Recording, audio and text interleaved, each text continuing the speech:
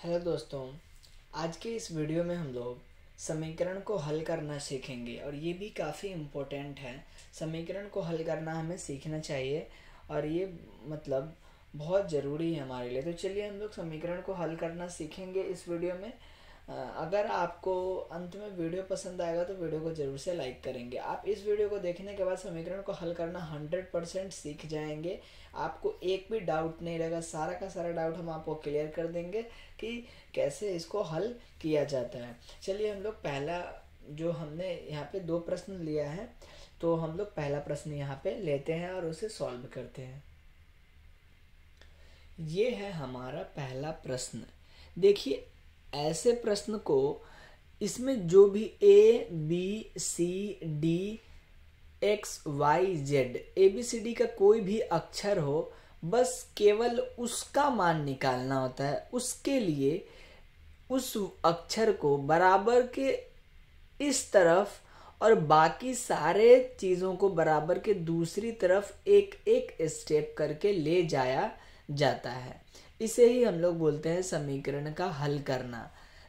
यहाँ पे x है, हो सकता है यहाँ पे y भी हो सकता है क भी हो, कुछ भी हो सकता है, ठीक है। तो उसका मान हमें निकालना है। चलिए हम लोग इसको आगे बढ़ाते हैं।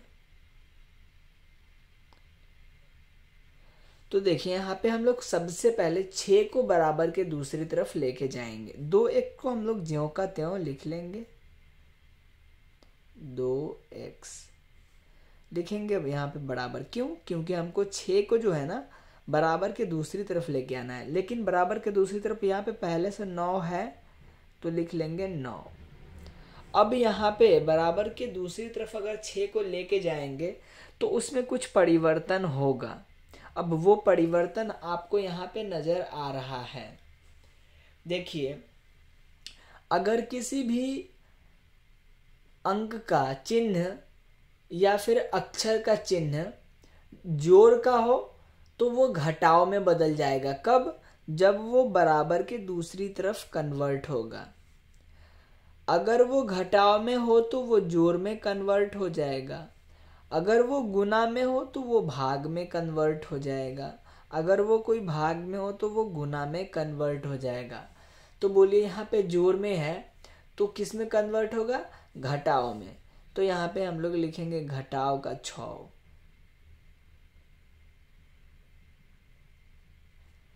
ठीक है, चलिए हम लोग इसको आगे बढ़ाते हैं। 2x बराबर, अब 9 में से 6 घटेगा तो कितना मिलेगा? आंसर मिलेगा आपको 3। ठीक है, आगे हम लोग काम करते हैं। अब देखिए 2x है तो इसका क्या मतलब है? देखिए 2x का मतलब है कि 2 में x से गुना है। 2x रहे, 5x रहे, 10x रहे, -5x रहे, तो इसका मतलब होता है कि x में उस अंक का गुना है, तब जाके वो बना 2x। अगर x में 2 का गुना रहेगा तो 2x बनेगा। ठीक है, तो हम लोग केवल x का मान निकालना है तो हम लोग रखेंगे x। इसी को बोलते हैं समीकरण का मान निकालना, x। और हम लोग इस 2 को बराबर के दूसरी तरफ लेके जाएंगे, लेकिन बराबर के दूसरी तरफ हमें मिला हुआ है 3। साथ ही अब ये 2 कहाँ जाएगा? तो चलिए हम लोग इसका चिन्ह देखते हैं। तो 2 का गुना है x में, और गुना किस में कन्वर्ट होता है जरा हम लोग देख लें। तो गुना कन्वर्ट हो रहा है भाग में। किस में? तो भाग में। और भाग का मतलब होता है किसी संख्या के बटे में जाना। तो ये 2 किसके बटे में जाएगा? तो आंसर है 3 के बटे में जाएगा। और ये आपका हो गया x का मान, ये हो गया आपका आंसर। इस प्रकार से समीकरण को हल किया जाता है। चलिए हम लोग इसका दूसरा प्रश्न लेते हैं और तब और चीजों को हम लोग उसमें सीखेंगे। ये है हमारा दूसरा प्रश्न।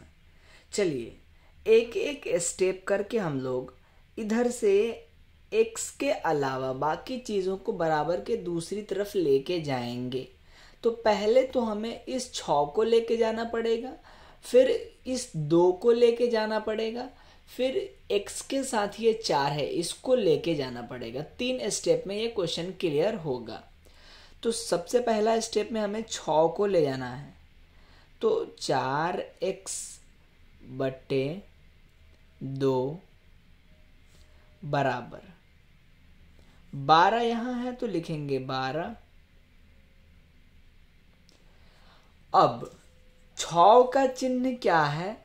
तो आंसर है कि 6 का चिन्ह जोड़ का है, और जोड़ बराबर के दूसरी तरफ घटाव में बदल जाता है, तो ये हो जाएगा घटाव और यहाँ आ जाएगा 6। राइट। चलिए हम लोग आगे बढ़ते हैं। यहाँ लिखेंगे हम लोग 4x बटा 2 बराबर 12 में से 6 घटा लीजिए, आंसर मिलेगा 6। क्या मिलेगा आंसर? 6। या अब हम लोग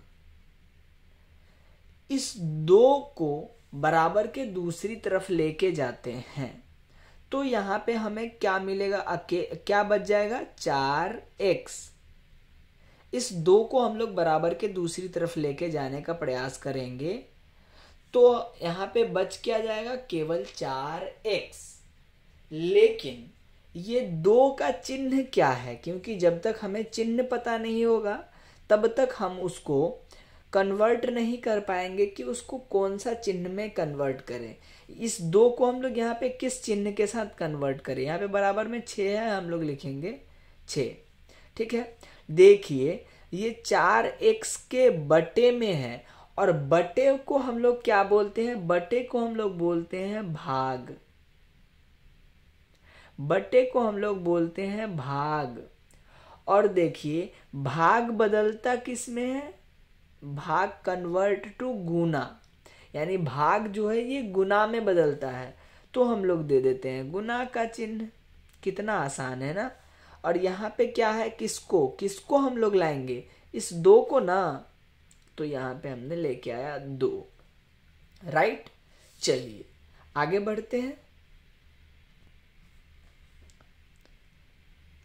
अब देखिए 4x बराबर 6 दूनी कितना होगा? तो आंसर है 12।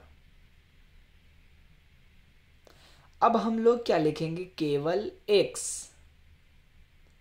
केवल x बराबर 12 तो ज्यों का त्यों होगा, लेकिन ये 4 कहाँ जाएगा?